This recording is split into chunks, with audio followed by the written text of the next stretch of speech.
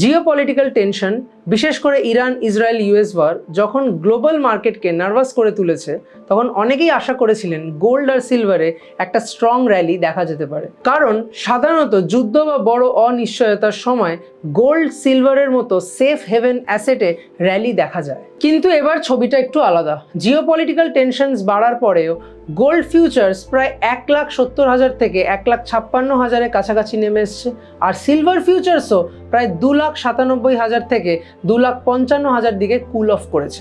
এর পিছনে শুধুমাত্র স্ট্রং ডলার বা রাইজিং বন্ডস ইল্ডস নয়, আর একটা গুরুত্বপূর্ণ ফ্যাক্টর কাজ করেছে, সেটা হলো মার্কেট ডিলেভারেজিং। সহজভাবে বললে, যুদ্ধ শুরু হওয়ার আগে অনেক গ্লোবাল ফান্ড গোল্ড এবং সিলভার ফিউচার্সে বড় বড় লেভারেজ পজিশনস তৈরি করা হয়েছিল। অর্থাৎ তারা কম মার্জিন দিয়ে তুলনামূলকভাবে বড় পজিশন নিয়েছিল।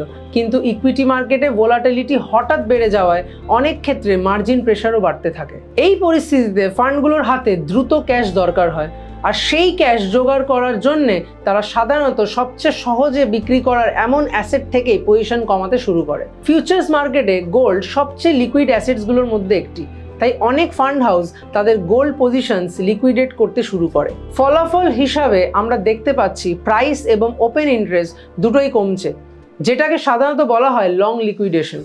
অর্থাৎ আগের তৈরি করা লেভারেজ পজিশনসগুলো আনওয়াইন্ড করা হচ্ছে। যদি ইতিহাসের দিকে তাকানো যায়, 2008 সালে ফাইন্যান্সিয়াল ক্রাইসিস এবং 2020 সালের মার্চ প্যান্ডামিক ক্র্যাশ, এই দুই ক্ষেত্রেই প্রথম ধাপে গোল্ডের দাম কিছুটা পড়ে গেছিল, এবং সেই সময় একটা ইন্টারেস্টিং বিষয় দেখা গেছিল, কোরিলেশন প্রায় এক হয়ে গেছিল। অর্থাৎ ইকুইটি, কমোডিটি, গোল্ড সব অ্যাসেটই একসাথে পড়ছিল, কারণ সেই মুহূর্তে ইনভেস্টরদের প্রথম প্রয়োজন ছিল লিকুইডিটি। তাই এখন একটা বড় প্রশ্ন হলো, গোল্ড এবং সিলভারে যে সাময়িক দুর্বলতা দেখা যাচ্ছে, সেটা কি শুধু লেভারেজ পজিশনস এবং আনওয়াইন্ড হওয়ার ফলে তৈরি হওয়া একটি টেম্পোরারি কারেকশন, নাকি এখান থেকেই র্যালির মোমেন্টাম কিছুটা থেমে যেতে পারে? অনেক সময় দেখা যায় মার্কেটে এই ধরনের ইনিশিয়াল লিকুইডেশন ফেজ শেষ হওয়ার পরে আবার ধীরে ধীরে সেফ হেভেন ডিমান্ড ফিরে আসে, বিশেষ করে যদি জিওপলিটিক্যাল আনসার্টেনিটি দীর্ঘ সময় ধরে বজায় থাকে। তাই এখান থেকে গোল্ড এবং সিলভারের পরবর্তী মুভ বোঝার জন্য কয়েকটি গুরুত্বপূর্ণ ইন্ডিকেটরের দিকে নজর রাখা জরুরি।